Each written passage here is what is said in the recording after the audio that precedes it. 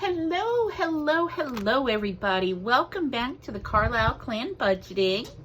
We are getting ready to start our week 2 of our Back to the Basics budgeting, where we're really still just putting together our budget and seeing where our weeks are going and how things are going. As you remember from the previous videos that you have hopefully subscribed to and are getting notifications, so you'll see when the next part or the next step is coming up with Carlisle Clan Budgeting, is that we have spent some time for the last few weeks just putting together what days things are due, what bills we need to have paid before the end of the week.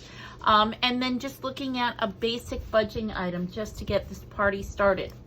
You'll remember from week 1 where we knew that we had to do our tithe, our rent, our ink, our Walmart, and our bank loan, and that came up to $695. And every week I get a paycheck after taxes and insurance and all that fun stuff of about $892. We budgeted $276, but we only spent $211. However, because of the of what we spent and how much more it was a little bit for our first week bills, we went over budget by $15.41. So now we're going to talk about week 2. And remember, once we go to our bank account and we do the budget, like with our bank where we can just do bills and things like that every month, we have some things that come out during the paycheck or that we actually take out and we pay. And when it's done, I like to highlight them, and you'll see them highlighted on the week because I like to break things down by the week so it's easier to handle. So let's get our party started for week 2 in May, okay? And that would be from May 6th until about May 8th. And when we did this, we had our 2 Amazon bills because my husband and I each have an Amazon, our savings, our internet, our water, and our electric bills came out of them. And then we changed what we're budgeting for gas because gas is just so much more expensive than we've had before. So we changed it from 60 to 80, and that means we are going to try to spend less going out to eat each week and less on coffee. Well, as we were gathering what we spent at the grocery store, we ended up spending $149. We didn't do anything for gas because if you remember correctly, in week 1, we went to the gas station twice to fill up, but when we went to the gas station the second time, it was just the day before our paycheck. So we were able to use that like $80 that we filled the tank up, this tank for this week. So we really didn't need to fill up any gas this week. So that was a good thing. But Holy Mother, it was Mother's Day. And I don't know about you, but Mother's Day is highly celebrated in our house.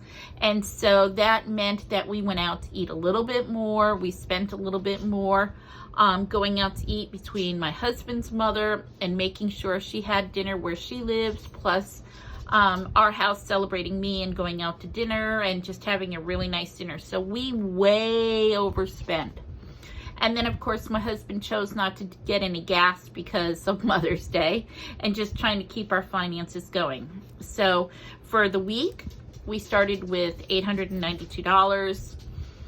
We spent with all of the bills $378. We budgeted $276, but we spent $446. So once we added, since we were minus $1,541, we had to take the money out first, and then our bills were $378, and then our budgeted was $444.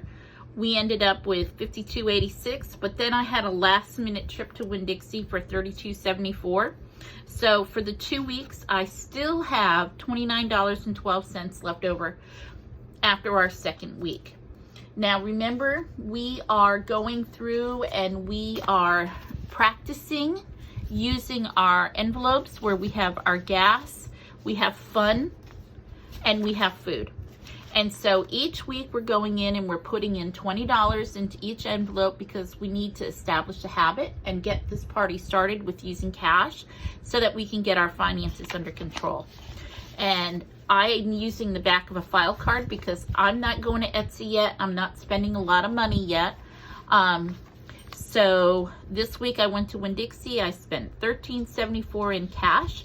So that means in my cash envelope, I should have $15.26 left over.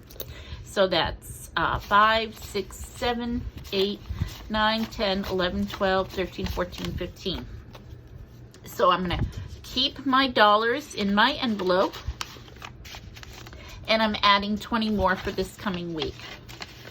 So I'm gonna add 20 on the 13th. So my change is nothing because remember, I'm taking my change and I'm hoarding my change for the month, using it as a mini savings. I'm going to add 20 to this. So now in my food budget, I have $35 even to spend. And that's what my food budget will be. Remember, we're using that word rolling it over, which means we are rolling over any leftover money because food's getting expensive and we never know what's going to happen. So now I'll have $35 to spend for extra things. That's not the buffer in my account where this 120 comes from. It's what I'm using as a little bit extra. Of course, for gas, well, yeah, I didn't use money this week for gas out of my buffer from my account, but I did use my extra $20 in savings. So I'm going to add that $20 in. So I'll have my $20 for gas this week. And then, of course, we've talked about my fun envelope. And in my fun envelope, I'm rolling it over still. Whoop, where is it? There we go. In my fun envelope, I didn't spend any money last week, but I am putting in $20 more this week because my granddaughters are coming down Memorial Weekend. I'm going to have both of those beautiful bathing beauties here, and we're going to go do something really fun. I haven't quite narrowed it down yet. So I have 20, 30, 40, 41, 42, 43, whoops, and 5 is 48. So now I'm going to have $48 in my savings envelope for my fun money when my granddaughters get here at the end of the month. Now, this is the new one. Remember in Dave Ramsey's 7 steps to financial freedom, and why we're still on 1B is because we're now 1, establishing habits. 2, we're starting to get organized with our fun things and getting in the habit of saving money and using cash wherever we go. We're also going to set up our emergency fund. In Dave Ramsey's steps, the 7 steps, step 1 is setting up your emergency fund. And for those of you that are unaware, an emergency fund is just that. It's a fund that we set up and save for first, so that if there's any type of emergency, it doesn't take out of our budgeted money because we've already set that emergency fund money aside so that we don't have to go into our savings account and we're not trying to not pay our electric bill or not possibly pay our rent this month. An emergency fund should usually be about $1,000. And $1,000 is a challenge to start getting ready and start saving from the get-go. So what I try to do and what we're going to try to do is that every paycheck, we're going to put in some money between my paycheck and then when my husband gets a commission sales, we're going to add in a little bit more money to get that $1,000 built up. So this week I'm putting in $20 just to get this party started, okay? And I recommend that, you know, it can be $1, it could be $5, it could be $10, $20, $100, whatever you have the ability to do. This emergency fund is going to be your breath of fresh air, where you're no longer going to have to rob Peter to pay Paul and figure out who's not getting paid if you get a flat tire in the morning, or if your food budget becomes astronomical, or if you have to run to the emergency room and have to pay your deductible. This emergency fund is going to be your breath of fresh air. I cannot share that with you enough. I know over time, every time I have had to dip into my emergency fund, it's because of things like that. One day we had people going through and they were throwing rocks at cars and they broke out my back windshield. In the state of Florida, my insurance company will take care of my front windshield, no problem. But I have to pay a deductible and all of those things for a back windshield. And because we had an emergency fund at the time, we could use our emergency fund. Now, once I dip into it, I have to start saving, and I want to build it back up to be $1,000.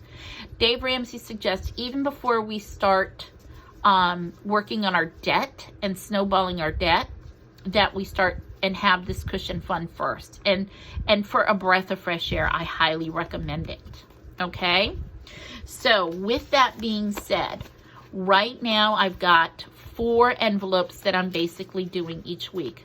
Food, gas, and fun. And those are the ones that I'm establishing the habit of. I'm going to be increasing these funds once I feel like I've got a good handle on a real budget that's realistic goals onto it, and start using more cash as far as my basic everyday needs. Obviously, the money for our budgeting and everything that we have coming out for our basic weekly budgets, I'm still going to maintain using my debit card and keeping that money safe in a bank. But these little envelopes I can keep in my purse. I'm not having a lot of money in them right now. I have something that's manageable. That would be something I would need if I'm going to a grocery store. And you want to keep it safe. You want to be safe because times are getting crazy in this world, and you want to maintain that security with you. So you don't need to take all your envelopes out of the house. If you know you're going to the grocery store, then you bring your cash funds with you so that you can buy your groceries. If you know you got to go and fill up your gas tank, grab your envelope from your safe place in your house and go get gas. There's no reason to take all your cash out with you every time you leave the house. Be intentional. Be planning. That's the whole point to this, is we want to be intentional and we want to be pre-planning everything. So get a safe place in your house to start setting the cash aside for your emergency fund. And then you don't need to keep these in your wallet all the time. Just grab them before you leave the house and you're intentional for it. So don't forget, our change is our first savings one. I'm going to be keeping any change I get from my envelopes in here because I am a girl and I like cute, fun things. And I am working on keeping this. I have the link in my description if it's something you already want to start looking at, where it has the plastic envelopes, where it has the trackers to help us keep track of our money, and just where it has some labels where we can put on there to help be organized with it. All right, guys, please tell me, what are you working on your savings challenge for? How are you going to be handling your emergency fund? Please share your comments in the comment section and let us all know how you're doing it. Maybe you've got a great idea for your own family that's going to be the best way for you to do it. Thanks, everybody. Bye, and thanks for coming to Carlisle Clan Budgeting. Don't forget, subscribe and notifications so you'll know when the next one is coming up. Have a great day, guys. Bye-bye.